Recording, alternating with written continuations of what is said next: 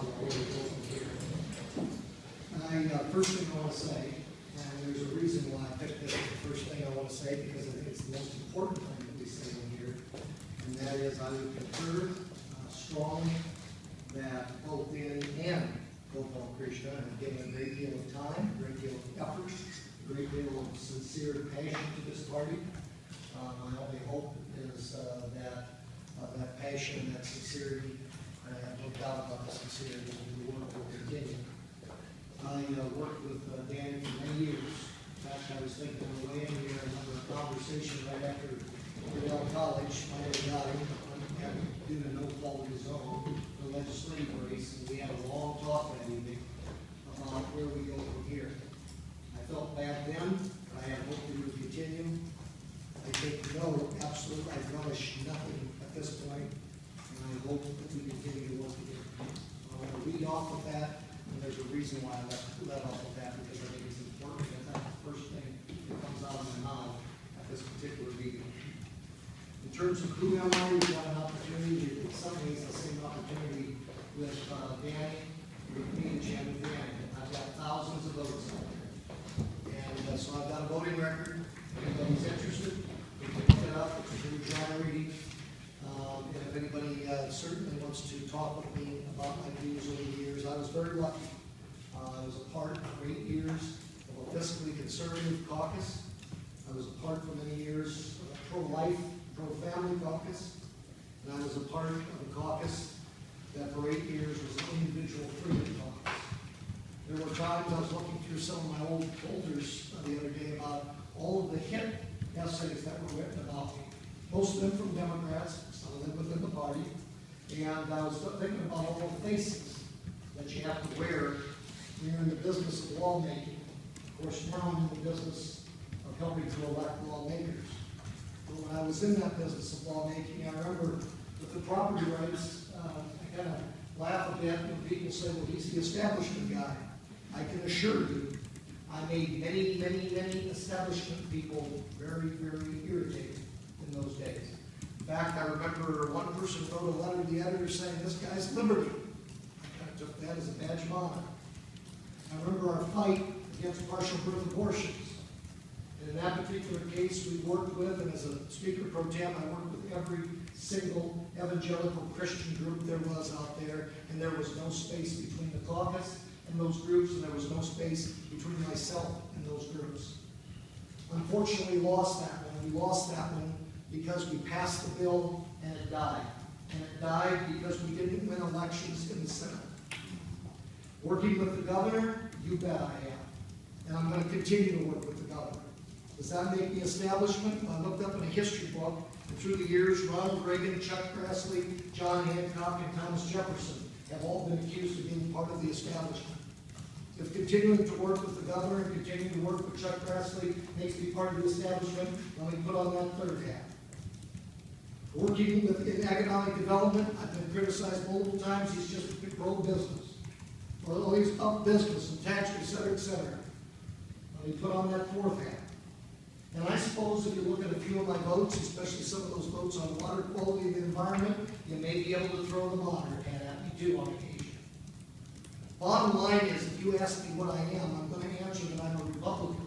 I'm going to answer that I'm a conservative Republican that was part of a conservative Republican caucus. If you want me to be any more specific than that, you're going to have to give me not only the year, you're going to have to give me the day, depending on that particular issue, and how, no offense, the media wants to place me in what box on that particular time. That's why, as chair of the Republican Party, I think the number one goal that I have is to elect Republicans. Because almost every lawmaker out there, and I would imagine almost every person around this table, also wears all of those hats, depending on the issue and depending on the time. Because quite frankly, I don't think those hats are helpful, nor do I think those hats are particularly accurate. And so I'm in the business of helping to elect Republicans now. And my test is going to be to ask them, what party are you from? What party do you represent? And if the answer to that, after a duly fair primary that the people spoke, if the answer is Republican, I'm your new best friend. A couple of other things. in terms of what I hope to do. Raising money. Money is not about ownership. I'm talking about $5 contributions, and I'm talking about $25,000 contributions. And quite frankly, folks, I'm not going to talk about the situation we're in right now, because that means we're looking backwards, and that means we're being critical, and that's not what I'm going to do today. We don't have time. But we've got work to do. And we're going to go after those. And what we need to do is we need to instill confidence in those particular donors. I've been in that minority for 4 years. I've sat in that chamber and I've been run over like there was a freight train coming over me. And I've been run over on social issues. I've been run over on fiscal conservative issues. And the reason I was run over is because someplace in that process, somebody didn't get elected. And if you go to the root cause of why somebody didn't get elected, 9 times out of 10, there wasn't the resources to get the message out. It wasn't about buying the message. It was about counteracting a whole variety of interest groups that are pouring the distorted message of Democrats out there. So in order to do what we want to do, we have to increase, we have to do a much, much better job, and that is not castigating anyone. I'm talking about we as in Republicans. Not a particular chair, not a particular member, not a particular anyone. We have to, we must do a better job. Or I'll tell you what's going to happen in a conservative Republican House next year.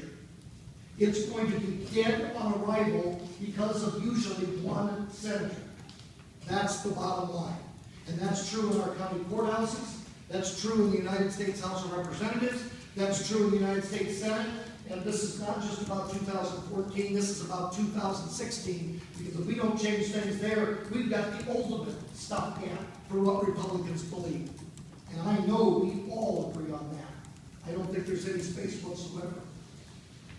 I feel that my role here, along with everyone else, when I say everyone else, I don't just mean the people around this table. I mean we as in the hundreds of thousands of Republicans in this particular state. I believe I need to be a voice for the party, our platform, our vision. We are not going to get 100% agreement. It's not going to happen for one simple reason. We're human beings. But what we can get is we can get an agreement of where we're moving. I couldn't agree more with Mr. Johnson when he said that we all around this table believe in those 5 pillars. I know it's an overused cliche, but I think it works here better than anything. And it's what Ronald Reagan purportedly stated when he said, if we agree 80% of the time, that doesn't make us 20% enemies. It makes us friends, it makes us colleagues, it makes us allies, and it will make a Republican United States Senate, a Republican state Senate, a Republican president, and Republicans from the top to the bottom. That's what that state means to me. And when I say we, I mean all of us. And I'm not even going to repeat the various factions. You know what they are, and I don't think they're helpful. But I think it applies to all of us. And the last thing that I want to talk about is ultimately where we want to be, and this isn't specifics and details like money, like get out the vote efforts, etc. And very, very soon, the next co-chair and myself will be producing a very specific vision of what we want to do and how we attempt to come, how we're going to attempt to accomplish that. And yes, we're late, but we're not late because of today. We're late because of many, many, many mistakes. We got to roll. But you know what? We would be in this predicament regardless because we're behind the 8 ball. The Democrats are ahead of us in many areas. We got to play catch up, and then we got to surpass them. And that's exactly what all of us intend to do. I know I'm speaking for everybody around this table in that particular situation. But ultimately, it all boils down to that personal grassroots. This thing today is not about Danny Carroll. It's not about me. It's not about any of us around here. It's about those individual grassroots. I remember the last year I was in the legislature. The young lady from Shenandoah, Iowa, I have never met before, had a bill that was assigned to me in judiciary. And I'll be honest, I didn't. There were so many. There was a pile of bills. I didn't look at it right away until she came to visit me. She had tried getting this bill through many, many times. And it's not going to seem like a major situation. It's not going to be something that shows up in our platform. Probably not even party platforms. but she had just buried a stillborn child. And in the state of Iowa, a stillborn child has no birth certificate. For her, that was everything. That was the state of Iowa not counting her stillborn child as a life. It was everything the Republican Party and this committee stands for. It was about the unborn. It was about life. It was about families. It was about individuals. It was about freedom. It was about individual legislators talking to individual people coming to us. The bill went through, got in front of the House. I asked the young lady to come and sit beside me. And as that bill passed, she sat there with tears in her eyes.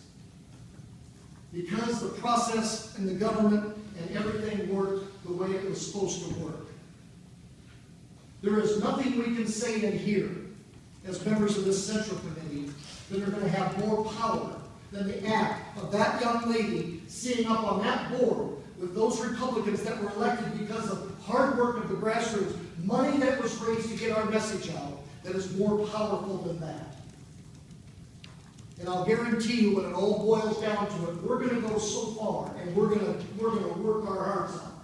But when it all boils down, it's one person, one vote, one response.